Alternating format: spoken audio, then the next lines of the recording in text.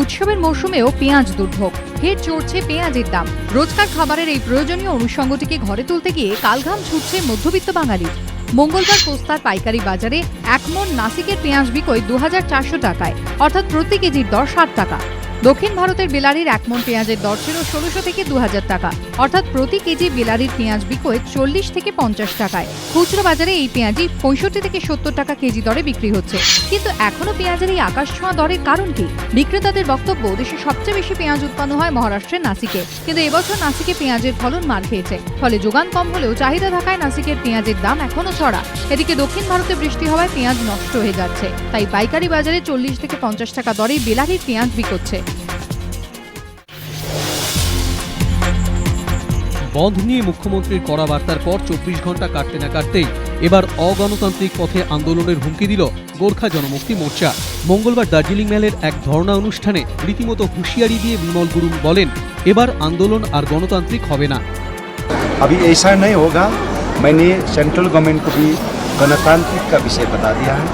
संग संग में स्टेट गवर्नमेंट को भी ना बरस मैंने गणतांत्रिक बता दिया है, लेकिन गणतांत्रिक का भाषण समझने वाला नहीं है, तो अभी विक्रांति शुरू होगा। যদিও মোর্চার হুঁশিয়ারির সামনে পিছু হটতে নারাজ রাজ্য সরকার। উত্তরবঙ্গ উন্নয়ন মন্ত্রী গৌতম দেবের পাল্টা মন্তব্য, অগণতান্ত্রিক আন্দোলন বরদাস্ত করা হবে না।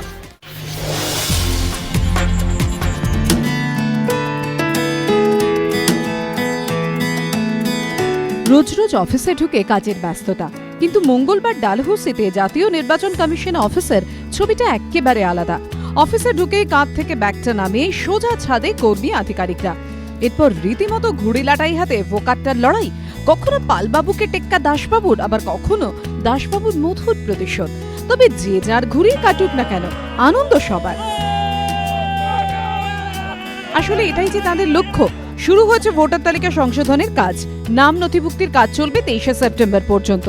যারা এখনো পর্যন্ত ভোটার তালিকায় নাম তোলেননি, তারা যাতে সকলেই সময়ের মধ্যেই নাম নথিভুক্ত করেন, তার আবেদন জানিয়ে ঘুড়ির গায়ে লেখা কমিশনের স্লোগান, চলো নাম তুলি, দেশ গড়ি। ফলে ঘুড়ি ভোকাট্টা হয়ে যেখানে পড়বে, সেই এলাকার মানুষের কাছেই পৌঁছে যাবে নির্বাচন কমিশনের বার্তা। এই একই উদ্দেশ্যে রাজারহাট ইকো পার্কেও নির্বাচন কমিশনের উদ্যোগে ঘুড়ি উৎসবের আয়োজন করা হয়।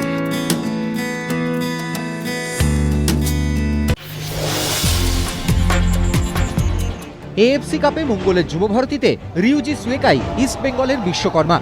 ইন্দোনেশিয়ার সেমেন পাডাংয়ের বিরুদ্ধে ৩০,০০০ গ্যালারির চাপেই ৫৫ মিনিটে ভাসুমকে তুলে জাপানি মিডিওকে নামাতে বাধ্য হন ফালোপা। আর সুয়েকা নেমেই মাঝমাঠে আক্রমণের কারিগরের ভূমিকা নিলেন। ৭০ মিনিটে লোবর বাড়ানো বলে সোয়ার্ভিং শটের গোলটা তার নিজের কথাতেই ভারতের মাটিতে সেরা। সুয়েকা না হয় নিজের ফিটনেস বিতর্কে জল ঢাললেন, কিন্তু কেমন ছিল এএফসি কাপের প্রথম পরীক্ষায় ফালোপার ইস্টবেঙ্গল? মোগা সুপার ফ্লপ, মেহতাবও নিষ্প্রভ রইলেন। তবু ৯০ মিনিটে গোটা ৫ সিটার নষ্ট না করলে স্কোর লাইন আরও ঝকঝকে করতে পারত ইস্টবেঙ্গল।